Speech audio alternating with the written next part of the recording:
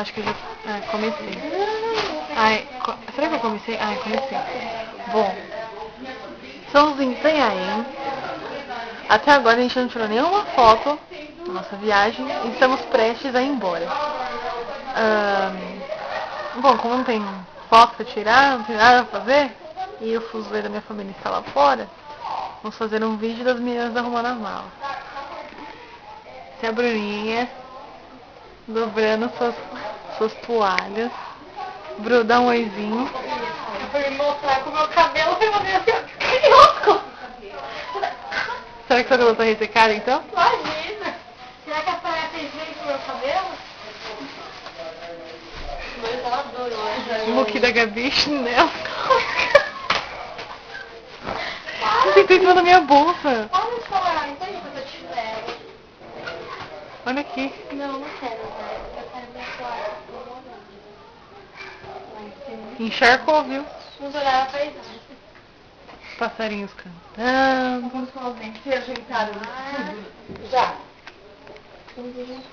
Oi, mãe. Mãe, tá gravando, viu? Você fazendo uma porzinha aí. Esse daqui é nosso. É.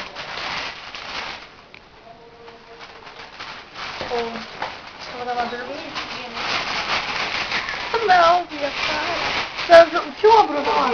Posso jogar? Não, eu vou usar. Pode jogar. Jogar. Bruna, vem mostrar seu dread.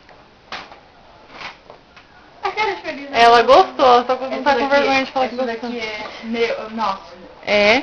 Olha, meu dread não ficou tão ruim, vai. Tá saindo, nem tá saindo. Nossa, meu dread não ficou tão ruim. Não é que tá saindo um pedaço, não tá entendendo? O meu tá saindo mais, tá saindo em 3 pedaços. Saindo também. Quantos?